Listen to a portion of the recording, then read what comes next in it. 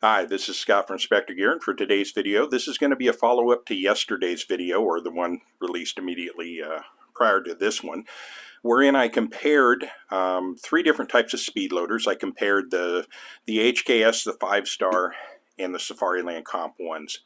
And in that video, I talked quite a bit about how the Safariland Comp 1 does a very good job of retaining its rounds within the loader.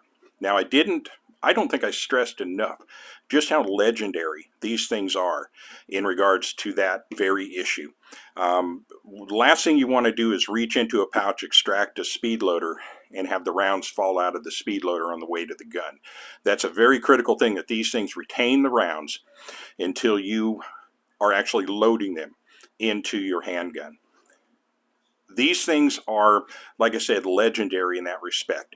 I talked about one of the things I used to do during classes, where I would actually abuse a speed loader. I would throw it across the room against a wall, I would drop them, I would do all kinds of things to prove just how good these things were in that respect.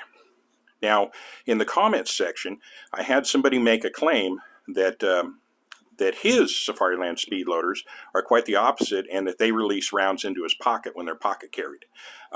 What I am going to do, I responded in the comments, and I'm not doing this to be a dick, but to be honest with you, if I'm asked to show receipts, I show receipts. So what I'm going to do today is I'm actually going to demonstrate some of the antics that I used to do on the range, and I'm going to destroy this speed loader in the process.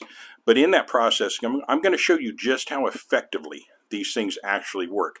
Haven't done it yet, but I'm 100% confident that I'm going to finish this video out, and it's going to be one hell of a success.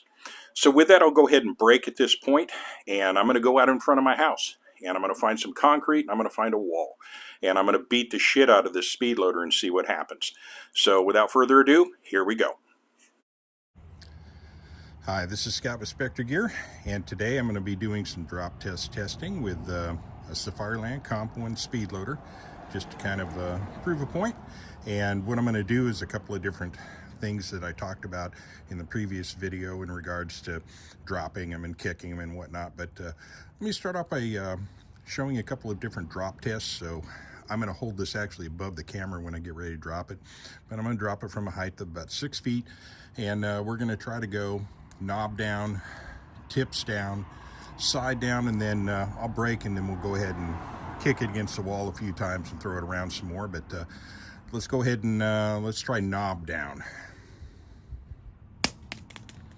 Okay, there's knob down. Let's go bullet tips down. Again, height of about 6 or 7 feet. Okay, that's bullet tips down.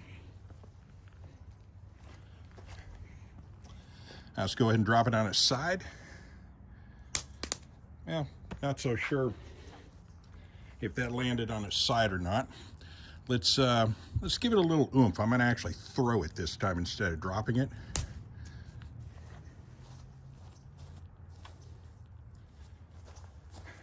Okay, that time I had to chase it a little bit.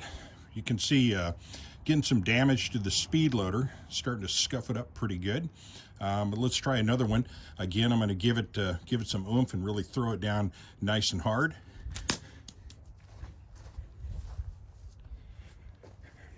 Okay, yeah, that time again, yeah, we definitely got some real damage showing up now on the bullet tips on these dummy rounds. Let's give it one more good toss.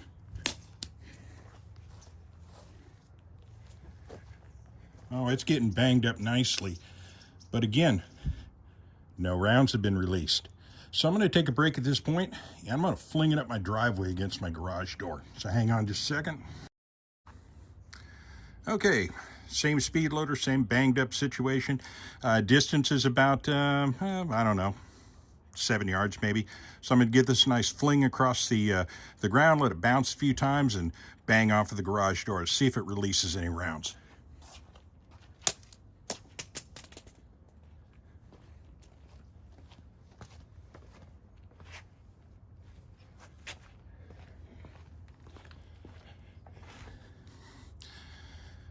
Bit of a bad throw that time, so let me go ahead and try this one more time.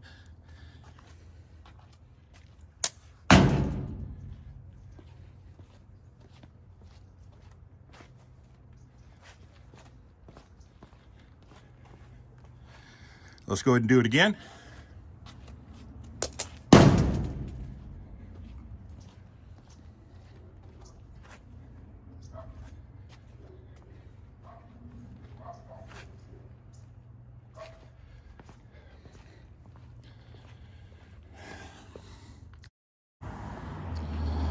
Okay, on that very last one, you probably saw a small black object fly off to the right when the thing was skittering up the driveway, and it wasn't releasing around. What happened was the actual knob came off of the loader. So what I want to do at this point is go ahead and cut, and we'll take this inside, put this on the table, and we'll actually see if the loader actually still works despite all the damage, and we'll get a little better look at the actual damage that the loader itself has sustained through this little test. So we'll go ahead and break at this point, and we'll take it inside. So stand by. Okay, we're back, and here's what's left. This is the Speedloader, and as I did the test, and hopefully the light worked out well enough, but this lighting is going to give us a little bit more of an advantage and be able to see things a little closer. But I drop tested it from multiple angles, and that was literally drop testing. I then followed up by actually hurling the thing onto the ground and making it bounce across my yard. And then I finished up by throwing it against my garage door a couple of times.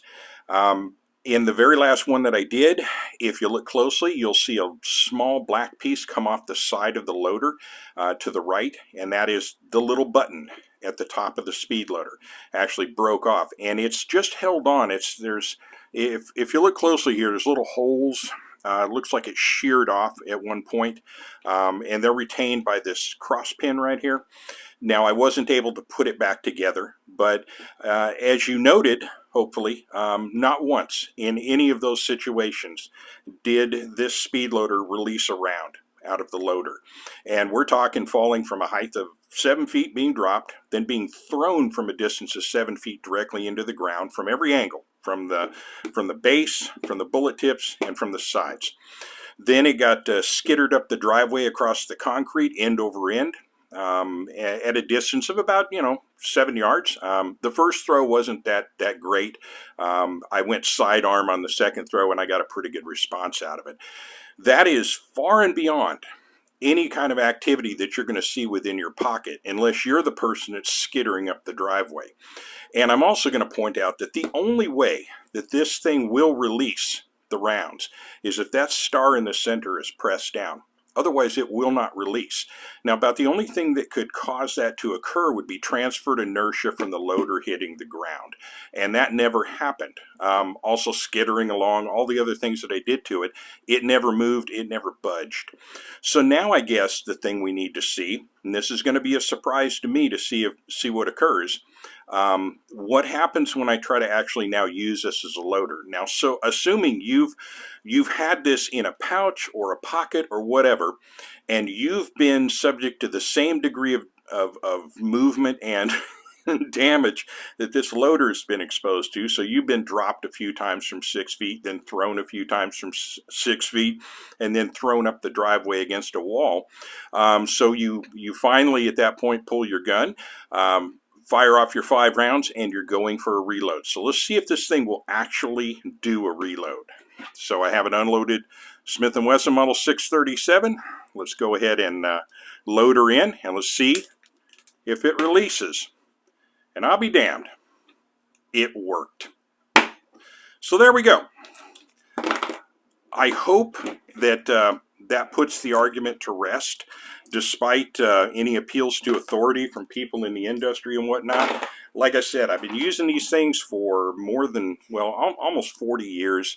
I have a high degree of confidence in them, and I have a high degree of confidence in recommending them to others. When it comes to sheer durability and the ability to withstand impact and do the job that it's intended to do under any set of circumstances, the Safariland Comp Series gets the job done. So with that, like I said, I don't mean to be a dick, but like I say, if I'm asked for receipts, I'm going to bring receipts. I've done this on the radio channel a couple of times, and actually, in one case, I was completely wrong and admitted it. And if that had been the case here, I would have admitted it as well. But I stand behind what I said in the video, and I hope this backs that up. So I will say thank you for watching and or listening. This is Scott from Specter Gear. Have a wonderful day.